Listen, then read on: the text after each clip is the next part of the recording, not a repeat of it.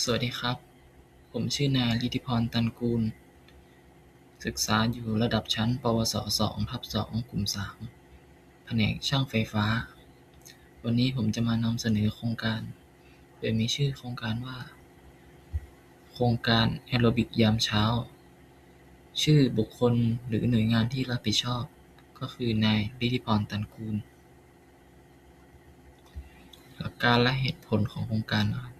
ปัจจุบันนักศึกษาส่วนใหญ่ยังขาดการออกกำลังกายอย่างสม่ำเสมอ ส่งผลต่อสุขภาพร่างกายและความพร้อมในการเรียน ประกอบกับในช่วงเช้ามีอากาศที่หนาวทำให้ร่างกายรู้สึกอ่อนล้าและไม่กระฉับกระเฉง การออกกำลังกายแบบแอโรบิกช่วยให้ร่างกายอบอุ่นและพร้อมต่อการเรียนในช่วงเช้า ข้าพเจ้าจึงจัดโครงการแอโรบิกยามเช้า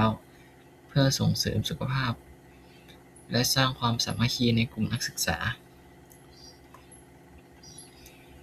วัตถุประสงค์ 1. เพื่อส่งเสริมให้นักศึกษาออกกำลังกายอย่างสม่ำเสมอและมีสุขภาพร่างกายที่แข็งแรง 2. เพื่อช่วยให้ร่างกายอบอุ่น กระตุ้นความกระฉับกระเฉงและความพร้อมในการเรียนในช่วงเช้า 3.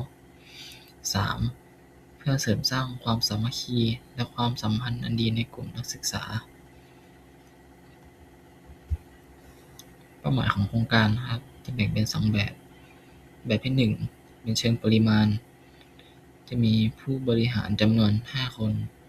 ผู้แผนกช่างไฟฟ้าจำนวน 15 คน และนักศึกษาจำนวน 14 คน แบบที่ 2 คือแบบเชิงคุณภาพ 1. นักศึกษามีสุขภาพที่ดี มีการออกกำลังกายและใส่ใจดูแลสุขภาพมากขึ้น 2. นักศึกษามีความกระฉับกระเฉง สดชื่น และมีความพร้อมต่อการเรียนในช่วงเช้า 3. นักศึกษาเกิดความสามัคคี มีความร่วมมือ และความสัมพันธ์ที่ดีภายในกลุ่มผู้เข้าร่วมโครงการ สถานที่ดำเนินการก็จะเป็นแผนกช่างไฟฟ้า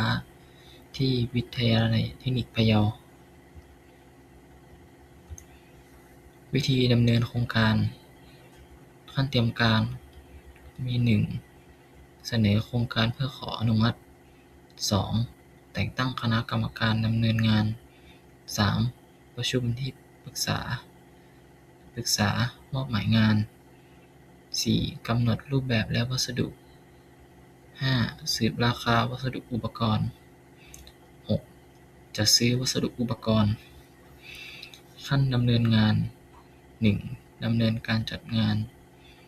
2. สรุปและประเมินผล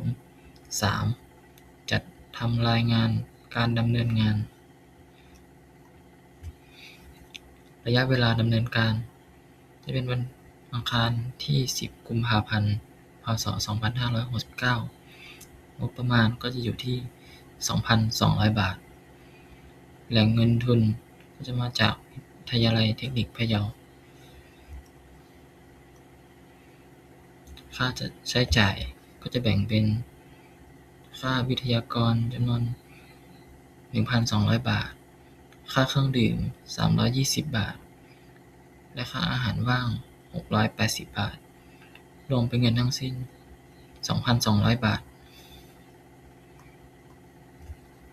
ผลที่คาดว่าจะได้รับ 1. นักศึกษามีสุขภาพร่างกายที่แข็งแรง กระฉับกระเฉง และพร้อมต่อการเรียนมากขึ้น 2. นักศึกษามีนิสัยรักในการออกกำลังกายและใส่ใจดูแลสุขภาพของตนเอง 3. นักศึกษาเกิดความสามัคคี ความร่วมมือ และความสัมพันธ์ที่ดีภายในกลุ่มผู้เข้าร่วมโครงการ การประเมินผล หลังสิ้นสุดโครงการ 1. จากความร่วมมือของสมาชิกในกลุ่ม 2. จากแบบสอบถาม และ 3. จากการสังเกต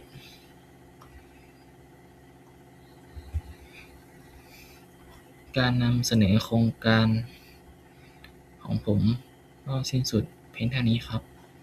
ขอบคุณครับ